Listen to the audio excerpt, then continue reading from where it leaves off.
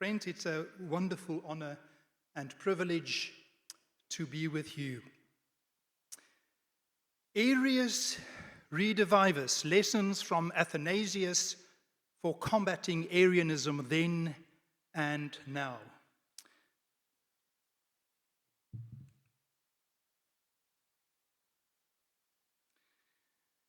In 1977, not very far from here, one of G.C. Berghouwer's esteemed South African students, Professor Willie Jonker, wrote in this book, "The unique place that Jesus Christ occupies in the Christian faith is most closely tied to the confession made in obedience to the testimony of Holy Scripture, that Jesus Christ is truly God and truly human. The salvation associated with Christ, the authority attributed to him, the honor and the worship offered to him, all of this only makes sense if Christ is not merely a human like other humans, but more than a human, namely God himself. Only in this way is he the mediator between God and humanity." The Christological problem of the two natures of Christ has never completely left the church in peace throughout the centuries. Even in our time, where the Christian faith faces particular challenges and must respond to the critical questions of the modern person, Christology once again finds itself at the center of attention. More than ever before, the question is being asked whether the answers the church has traditionally given to the Christological problem still make sense to the modern person. We could add the postmodern person or the post-postmodern person. And then he concluded by saying there is always the danger of us falling in one way or another into errors that the church has already considered and rejected in the past, such as with Arius, who are so taken up with the Greek understanding of the transcendence of God that it became for him unthinkable that God could become flesh in Christ. Precisely what Jonker warned against happened in Stellenbosch a decade after his retirement.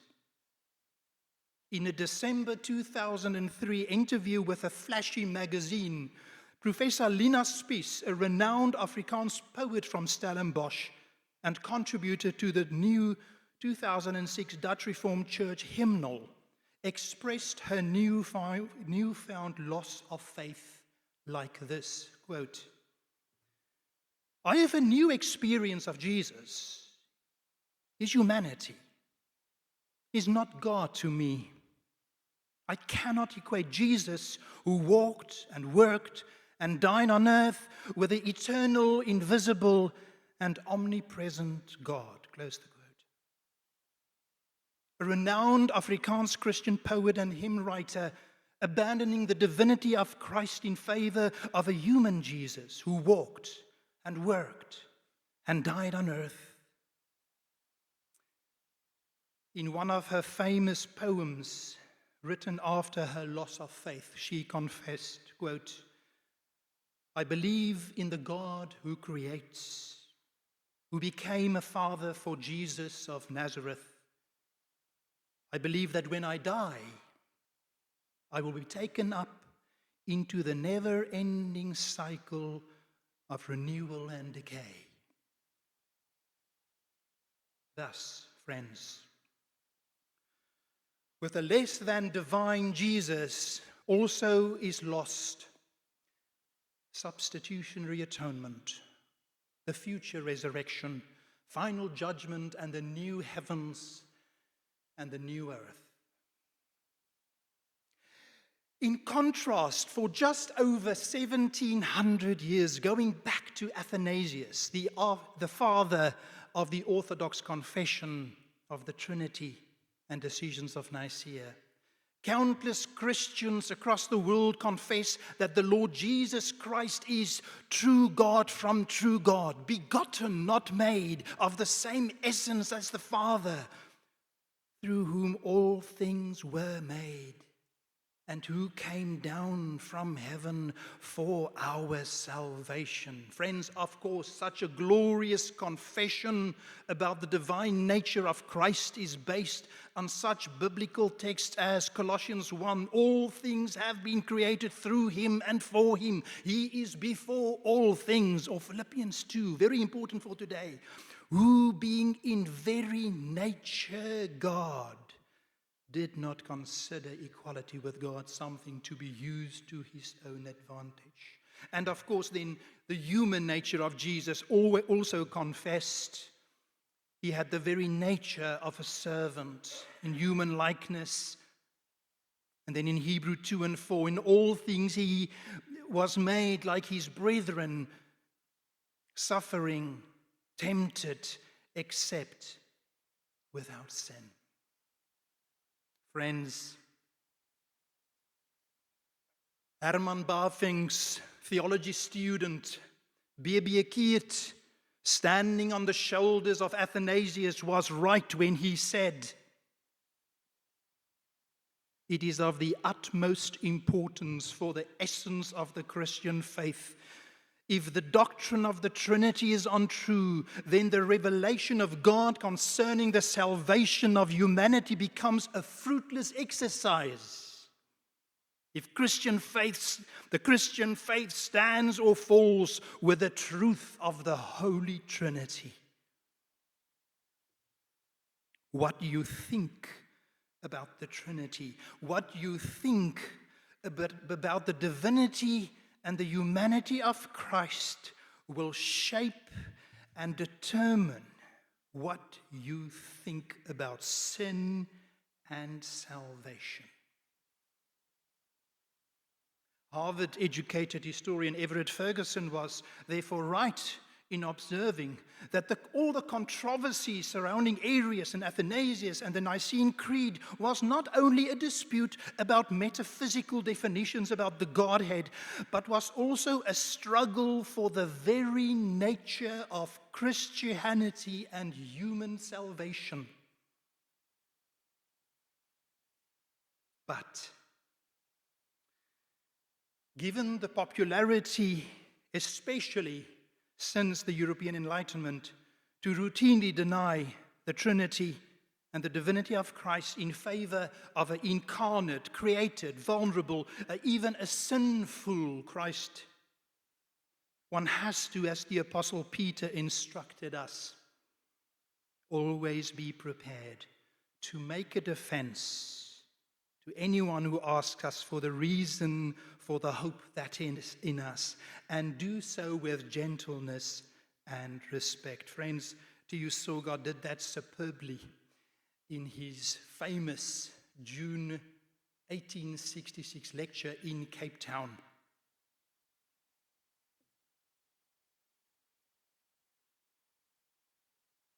This takes us to the South African debate.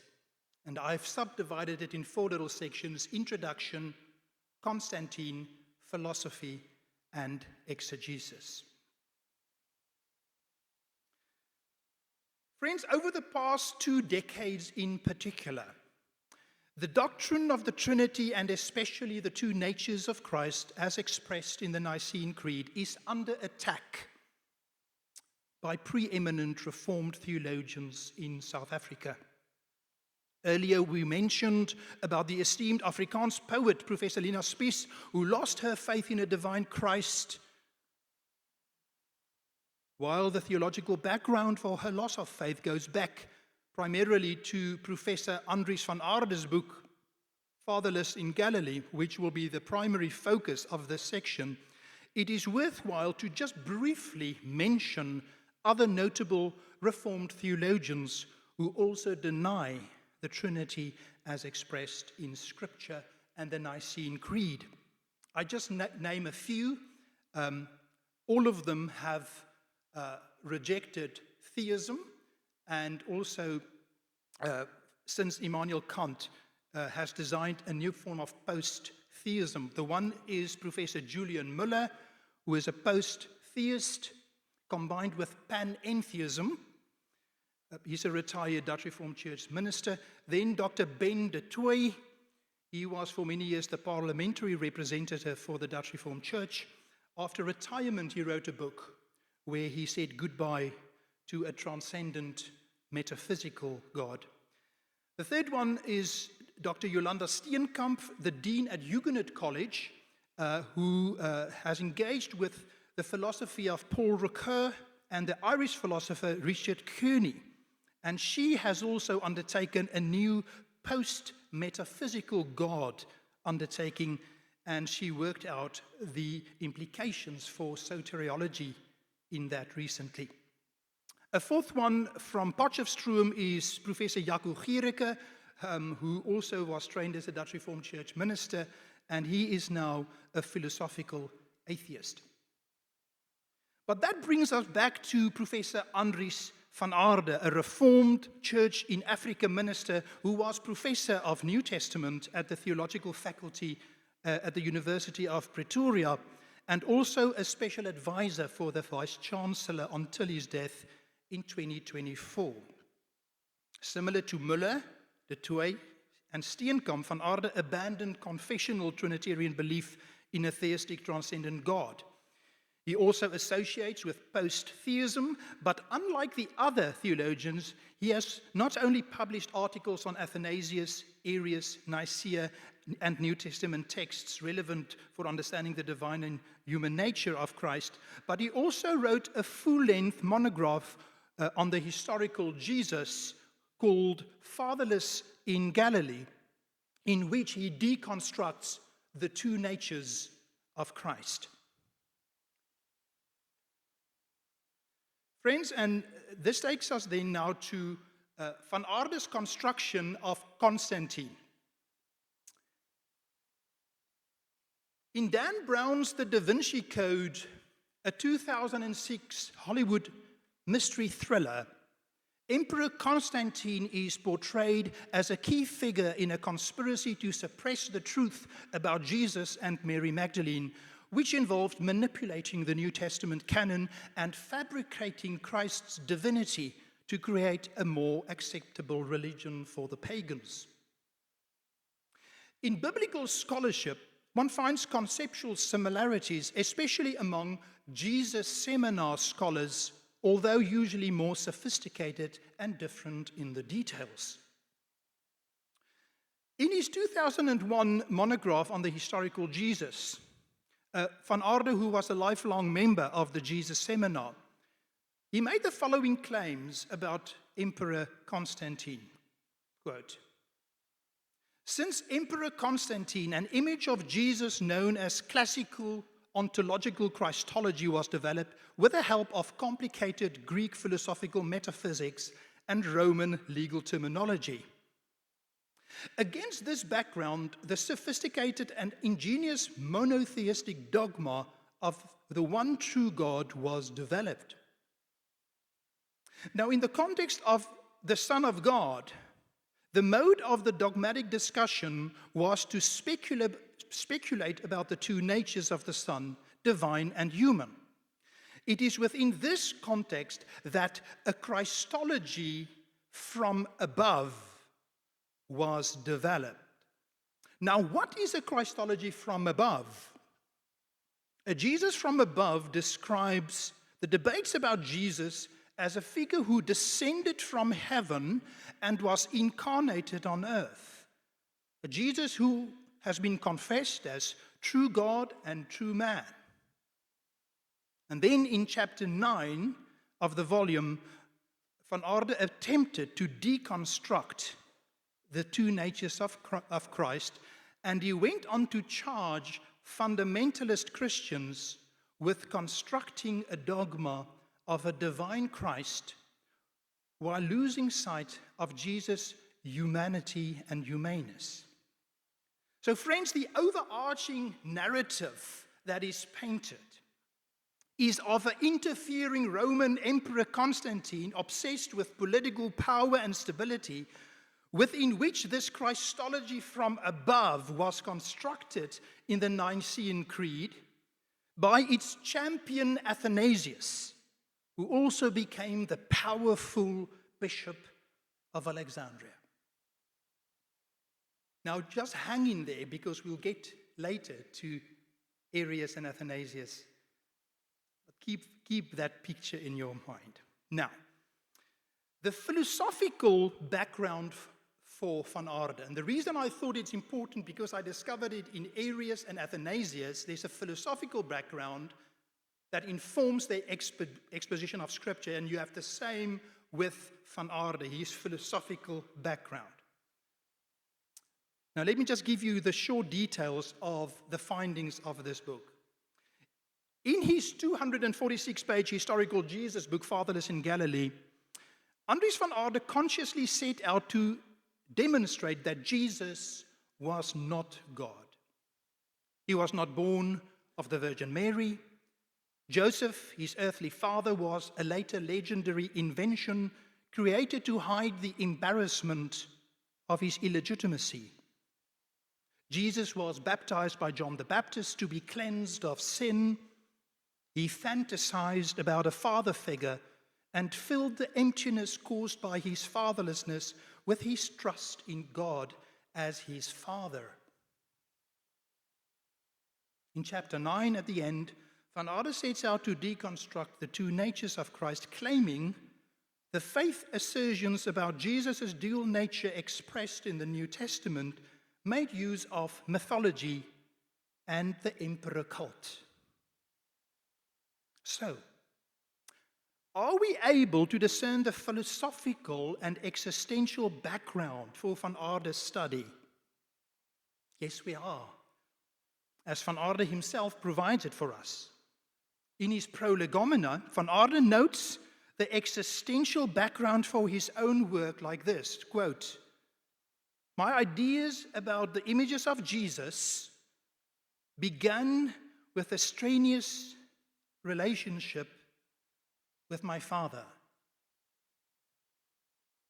Quote again, "My own sense of fatherlessness propelled me towards my present study. I did become existentially impelled by Jesus' fatherlessness because it addressed my own situation." Then he quotes Albert Schweitzer's truism that he has found out from his own experience who Jesus was and still is for him, a child of God. Friends, so where did he start with his exegesis? He started where his own experience wanted him to go. Friends, in terms of his philosophical background, consciously rejecting Reformed orthodoxy, we find in Martin Luther, John Calvin, T.U. Soga. Van Aarde sided with the philosopher Immanuel Kant, who famously claimed it is impossible for humanity to directly know or experience a transcendent God because our human intellect is limited to the realm of sensory experience. And then Van Aarde used this. It's a very interesting, you can say it's like a fault line, especially in German theology, scholarship. The time before Kant and after Kant. After Kant, you can't do any metaphysics. The supernatural is gone. The personal God is gone. And the irony is, Immanuel Kant's theology was the opposite of his name. God is not with us. We can't know him. He can't reveal himself to us. Yes, he had the moral imperative that Kant used, but it is all observation. God cannot intervene. And that became the defining philosophical background for Van Aarde. So all the names for Christ are all metaphors. There's no metaphysical reality beyond the words. It becomes comparative religion. Friends, to summarize, I want us to notice how Van Aarde's philosophical and existential orientation had a profound impact on his interpretation and, crucially, selection of texts for his understanding of Jesus. Now, crucially, if we go to exegesis, what I discovered in Athanasius and Arius is that one of the most important texts was Philippians 2, that beautiful hymn that Paul includes in the letter to the Philippians. And what is remarkable, almost 20 years after Van Aarde's book on the historical Jesus, and what we know about how he sees Jesus, he did an article on that hymn from Paul. But what he did, the first part, Christ Jesus, who, though he was in the form of God, the Greek morphe theos hyparchouon, was muted, was ignored, was cut out. And what he argued in the article was that that is you've got these comparisons between the first Adam and the second Adam in Romans and in 1 Corinthians 15. And he said, no. Basically, it can't be God. It must be linked to those texts. And then he, in a sense, that eisegesis. And then you can see also all the other texts, Romans 9 verse 5 about Jesus being God, Colossians and Ephesians he regards as Deuteropauline. And this philosophical reading, where the metaphysical is written out, going back to Kant, informed the way that he read Scripture. Friends, that takes us then to Arius, Athanasius, and the Nicene Creed. Are you still with me?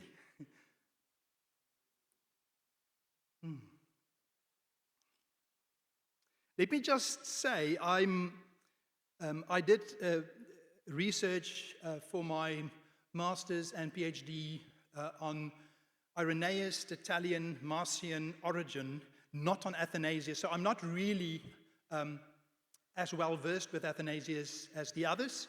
But I do think that I did discover some significant things here that can help us. Okay, so as introduction, we know basically the debate. We know the background, Arius. We know what happened where Jesus was created. And then the whole process of how his bishop wanted him to be excluded from the church and the politics surrounding that. And then Constantine, who got together the church and the voting that happened. You know the story. And Athanasius was the champion of the Trinity. So that's just sort of common knowledge for us. What I want us now just quickly to zoom in is Constantine again. If you just think back the picture we painted earlier with the Jesus Seminar and Van Aarde, a Christology from above with power, and Constantine and Athanasius, who is our champion, and this powerful bishop, that picture that we have. And people would say the divinity of Jesus was invented by Constantine and Athanasius. That picture. I want you to contrast that with what I'm going to read to you now. Constantine started out fairly neutral or even slightly sympathetic to Arius in the whole discussion about Nicaea. But in the end, he backed the Orthodox position for the sake of unity and theological clarity. However, in 327, he acquitted Arius on the accusation of heresy. And finally, 5 things. Number 1, he banned Athanasius from Alexandria in 336. Between 339 and 346, Athanasius was banished by Constantius, the son of Constantine, to Rome. Thirdly, from 356 to 361, again he was outlawed. And where did he hide? In North Africa, in Egypt. Then again exiled by Julian. We're going to say something about Julian just now. Again hiding in Africa, friends. And then the last time, 365 to 366, he was forced to leave the city, again hiding in Africa. Almost 16 years of his 45 years in ministry was spent in exile. How about that, minister? 16 years running away for people, for heretics. Now, I just want to say something about the Roman Emperor Julian. This is now in 361, 363. Roman Emperor philosopher Julian, the apostate he was called, attempted to revive traditional Greco-Roman paganism, removed Christians from positions of privilege, and Julian allowed banished bishops to return to their sees as a cynical move to, listen to this, to destroy Christianity from within by fostering theological conflict. You see, it's much more complex, the history of politics and church, how it actually works out. Now, in terms of the philosophy, we looked at the South African context, the philosophy of Arius and Athanasius, we don't have to say a lot. But you remember in the beginning, we said just something when Willie Jonker said of Arius, he was taken up by the Greek understanding of the transcendence of God, that it became for him unthinkable that God could become human flesh in Christ. So the Neoplatonic philosophers argued there's this dualism. This world is material and corruptible. The Gnostics argued for two gods and so forth. And there's a spiritual reality for the soul. That is the real reality. And these two can't mix together. And for Arius, that philosophy was crucial. That determined how he selected texts and read texts. Now, Athanasius, on the other hand, is an extraordinary story. If you think he was at the center of Neoplatonic philosophy, Clement of Alexandria, Origen of Alexandria, and here you have Athanasius, who's supposed to take the baton of the Platonic philosophy further, and guess what happens?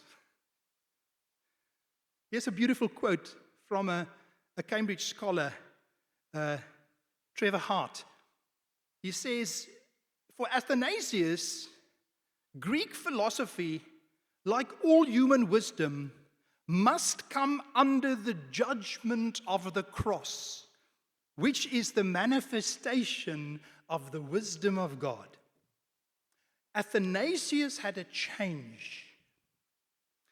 And we'll see now in his exegesis, the incarnation, the death, and the resurrection of Jesus were key for his interpretation. All right. Let's go to the exegesis. And here, as I worked through sections of Contra Arianos, where Athanasius engaged the Arians, I have a whole list of all the texts that he engaged. What is remarkable is that Athanasius decided that he is going to, in a sense, have like a dialogue with Arius. So he's going to take all the texts that Arius uses for his less than divine Jesus, and Athanasius will respond to him. And then the first huge text that is used is Philippians 2, this beautiful hymn that we were talking about. I will spare you all the detail, but let me just explain to you what happens. Arius cherry-pick the texts that he wants to use to argue Jesus wasn't divine. And then he only engages those texts. And then Athanasius comes and gives you the full context in the full narrative or the pericope, which includes the text that Arius doesn't like. You get the point? So Athanasius comes and actually gives us what the reformers would later call exegesis, where you have to look at a text in context. So what happens is Arius starts at Ephesians 2, verses 9 and 10, about Jesus dying and rising in being exalted. But he leaves out verse 5, morphe theo. And then Athanasius comes in, basically says, hey, you forgot about verse 6. So what we see is, you see a philosophical lens that becomes the measuring stick and the lens through which you selectively choose those texts that aligns with your Jesus. Remember fatherless? The philosophy of Kant, Arius, Platonic philosophy. God cannot be incarnate. He cannot be incarnate. And you use that lens to construct your Jesus. Friends,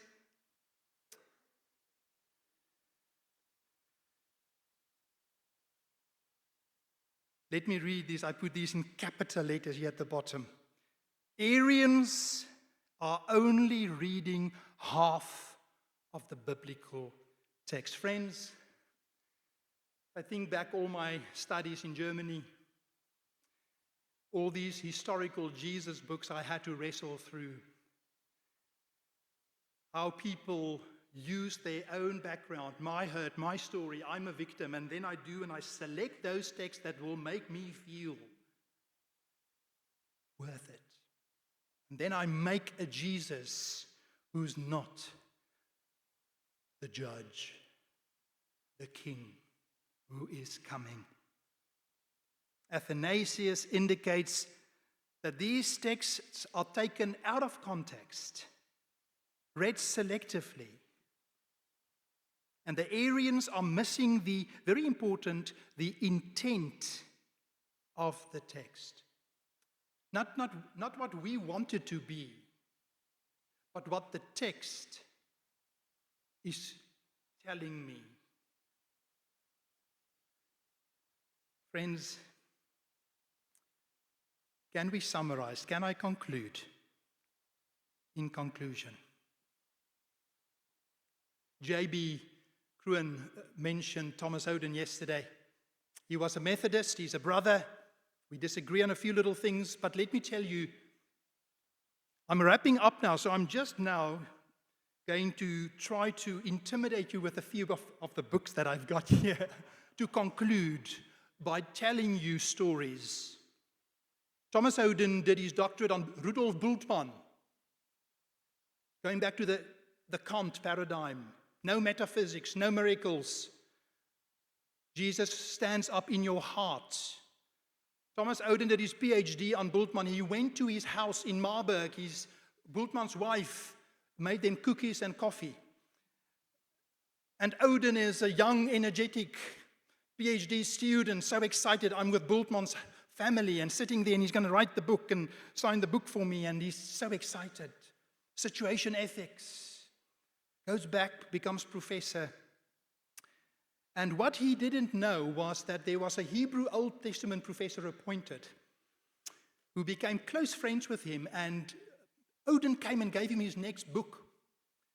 And the Hebrew professor read the book, and I think I see it with a red pen, made all sorts of marks and comments and strike-throughs, and started to talk to him and said things like this: "You're a good pundit, but have you ever read Augustine?" And that was a brutal humiliation for Thomas Oden. And then Oden went to start reading the patristics, Irenaeus, Augustine. So guess what happened with Thomas Oden? I worked my way through the beautiful, long hidden texts of classical Christianity. I re-emerged out of the maze to once again delight in the holy mysteries of the faith. Every question I previously thought of as new and unprecedented, I found had already been much investigated. It was no longer me interpreting the texts, but the texts interpreting me. Thomas Oden. D.A. Carson tells of his father who confronted him about reading the Bible, and Dad told him this: a text without a context is a pretext for a proof text. A text without a context is a pretext for a proof text. Don't have to say anything more. Friends, almost done. I'm going to finish with T.U. Soga and then just one professor from Bloemfontein. T.U. Soga, friends, you can get the book in the library. We've brought a few with as well. My lovely assistant, my matric daughter, is here if you want to get a copy. T.U. Soga, I'm not going to tell you the whole story. My life has been changed by T.U. Soga. He's the Xhosa Calvinist of South Africa, and nobody knows about him. Invited, translated the Bible into Xhosa, translated Pilgrim's Progress into Xhosa, read Jonathan Edwards, came back a Puritan, planted mission stations, a Jesus who's God and human. He addresses the YMCA in Cape Town in 1866, all the elites, and he gets a letter from a good friend warning him and saying, you must be very cautious. You're going to have all the different varieties there, Roman Catholics and Methodists and the Quakers and everybody is going to, it's the YMCA. You must be just very cautious. People are very sensitive about sects. You don't talk about those things. What did T.U. Soga do? Soga studied Kant, Hume, Charles Darwin, while studying in Scotland. What did T.U. Soga, the foremost Xhosa Calvinist of South Africa, tell the enlightened historical Jesus scholars? He said the following: it sometimes does, bit small that. It sometimes does appear as if man's free will and reason were more a curse than a blessing to him. Does it not appear so when you look at the liberties which that reason often takes with the things of God? When it dictates terms to the Creator himself, instead of the Creator to reason, does it not seem as if the possession of reason were, after all, a curse to man? When the language of rationalism of the day is that in the Bible, many things must stand to be tested by the reason of man, that we are to believe nothing there which we cannot understand, and which we cannot explain by reason or reconcile with reason. That all that is mysterious, miraculous, impossible to our consciousness and experience in that book, we must throw it all overboard. No matter that it should affirm, thus says the Lord, He hath revealed, He hath done. No matter, says the self-sufficient reason of the creature of a day. No matter, there it had no right to be, away with it. The Bible should have been more clearer, more reasonable, agreeable with our experiences. I care not to take, even at the hand of God himself, what is not demonstrable to my mind. Then Soga said, Friends, still valid in 2025. Such is the philosophy of that rationalism which, while it cannot sap the foundations of the Christian religion, is yet undermining the foundations of the faith of many in that religion. And how many theology students tell us that today? Last two quotes. Professor in systematic theology from Bloemfontein, I got this volume a few days ago. Professor Rian Venter, a systematic theologian, gives an overview on Trinity scholarship in South Africa. And he finishes on the last page like this.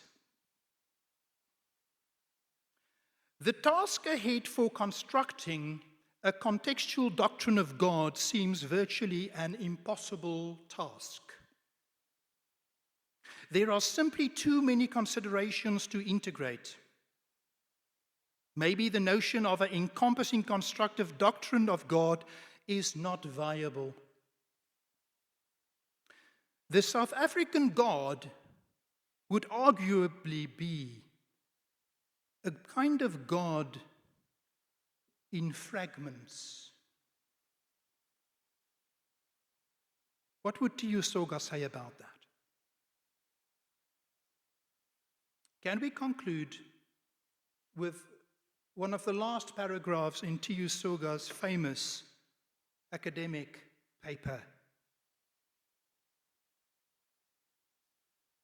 Christian young men, there is a struggle going on for life and death between Christianity and the various forms of skeptical and liberal opinions unfavorable to its progress and development. Mark well the times in which you live. Watch the signs of those times. Young men, if Christianity is dear to your hearts, you dare be no spectator of her struggle. You must step into the ranks of those who stand for the defense and confirmation of the truth of God. This spectacle is a sublime one. When the enemy summons his forces to attack the citadels of Zion, the champions of the faith also sound to arms and